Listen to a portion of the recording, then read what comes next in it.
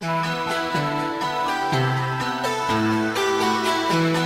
you ever pondered if all existence was some kind of cruel joke? As if you were nothing but a toy in somebody else's world. That there's some greater force out there watching you and can take away your identity at any moment. Well, this Twilight Zone fable has your number. And When the Sky Was Opened is a very bizarre yet surreal haunting nightmare which explores a different flavor of scary, the cosmic horror story. I sincerely believe this episode was one of Richard Matheson's greatest works, as his short story which this tale is based off of truly follows a Lovecraft style of thematic, and goes for a deeper terror beyond death itself. If that doesn't sound interesting to you, well, I don't know any easier way to explain this adventure since it's super trippy. Now that I have your attention, what's this Lovecraft love letter even about? In this plot, we trail 3 astronauts named Forbes, Harrington, and Gart, who've recently returned to planet Earth after years lost in space and presumed missing in action. They crash-landed back on Earth and are recovering at the military hospital, but when all seems spectacularly spiffy, strange occurrences soon happen. Some forces beyond all comprehension toy with them and slowly re-alter their world. However, none of the astronauts are certain what it is or what it wants, only that they seem to be losing their grip on reality. As time passes on, Colonel Harrington is the first to feel off about being here, and grows this sneaky suspicion that the trio don't belong here. I never felt anything like this before. What kind of feeling? It's like I didn't belong here. Like if I was to let myself go, I'd... You'd what? Like I'd disappear. Each of the officers experience weird differences in this return home. People who they've known for a long time fail to recognize them, their families don't exist, their backgrounds become heavily altered, and even they fail to recall certain info. And we get to the horrifying conflict underneath this mystery very early on. The guys are being erased from existence. The trio are being literally retconned out of this world, as mysterious cosmic forces are plucking them out of this dimension and erasing the universe's knowledge of them to hide them entirely. The trio of astronauts do not belong in this world, as it's implied that they weren't supposed to return home from that space journey. Spoiler alert, we never, and I mean never, learn what the heck is causing all this. Or even if these men are being saved or punished by whatever entity's pulling this. Or heck, even if there is an antagonist at all. The horror in this horror story relies on a lot of vagueness, all-powerful reality warping we can't comprehend, and a total dread of the unknown. It's definitely a smaller scale Twilight Zone tale, as all the stuff we see is down to earth for the most part, as it's mainly just 3 guys trying to resume life, but it spirals into this grand scale terror, as the universe is literally conspiring against these poor Joes by taking them out of what they think is their normalcy. Matt Groening? What's he doing in a museum? He can barely draw. Ow! Oh no! I'm being erased! Move it, bub.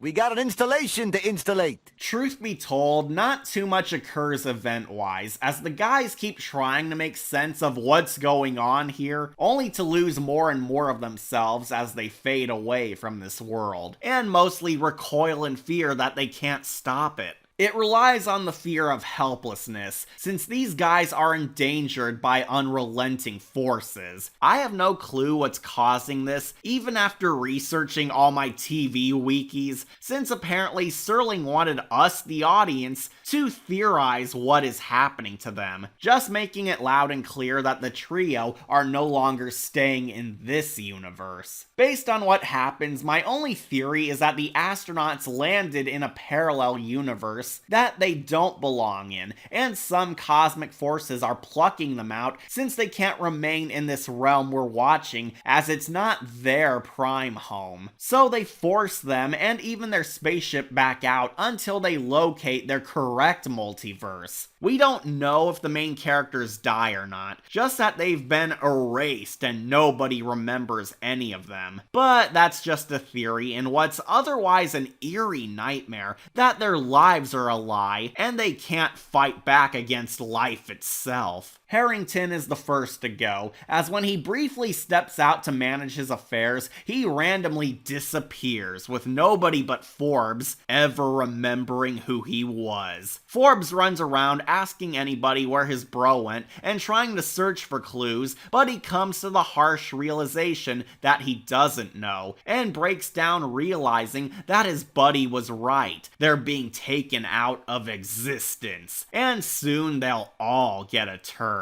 We see that Forbes has actually been explaining this as a story to his other pal Gart while in the hospital, but alas, he doesn't believe him. Ooga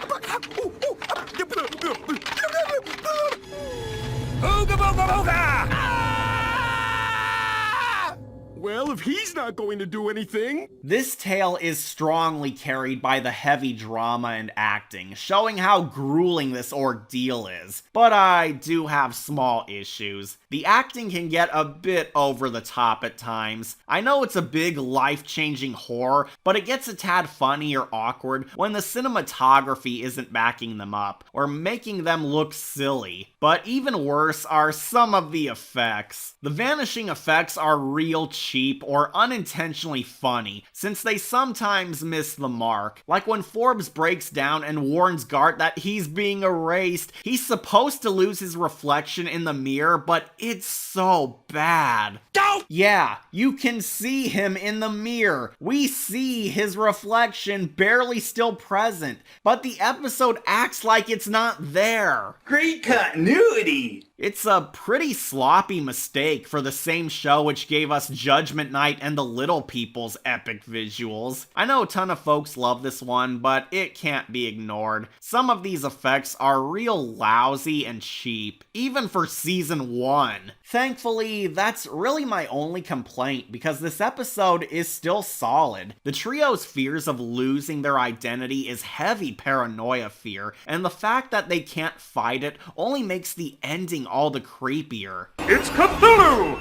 Speaking of which, Forbes flips out when Gart fails to recall their boss and runs away, but after Gart hobbles after him, he's too late as Forbes vanishes too. Where, exactly like Mirror Image, the side character finally realizes their crazy friend was right, and now it's their turn to suffer. And just like that, Gart disappears too, as the hospital staff ready their now empty room for new patients. And the ending concludes with even their spaceship's debris vanishing into thin air as well, leaving zero trace they were ever here. Are you the dreamer or merely part of someone's dream? Again, the fact that even their spaceship was erased along with the guys does lean towards my theory that they landed in a radically different dimension they weren't supposed to be in, since the craft's also not meant to be here along with them. But that's how the tale ends, with a downer ending where the entire mission and its crew are out of memory. I kind of dig this episode, as while it's no cautionary tale like most Twilight Zone fables, it is a really unsettling horror story, which explores a fascinating genre we don't often see in these anthologies. A Lovecraftian fear of the universe's grim mysteries. Honestly, this feels like it should be the baseline for Twilight Zone's spooky stories, as it perfectly captures some off-the-wall insanity, trippy visuals, a sense of tragic doom, enough camaraderie between the main cast so you'll care what terror awaits them, deranged concepts that really add a sci-fi flair, love for good old HP's style, and while not the scariest Twilight Zone spookiness has enough dark elements that will creep down your spine. So I think I can reward this episode a gold skull, and a strong recommendation if you love the subtle mind screw horror on a Mouth of Madness level of wicked. Yeah, there's some scratches like outrageous acting, slow explanation scenes, and the hit or miss effects, but those are eclipsed by what's overall a ghoulish frightmare from beyond the stars. And When the Sky Was Open is an unsettling adventure full of such entertaining fun that you will never forget. You know Colonel Forbes. Why, he was brought in here with me. Why, he was right over here in this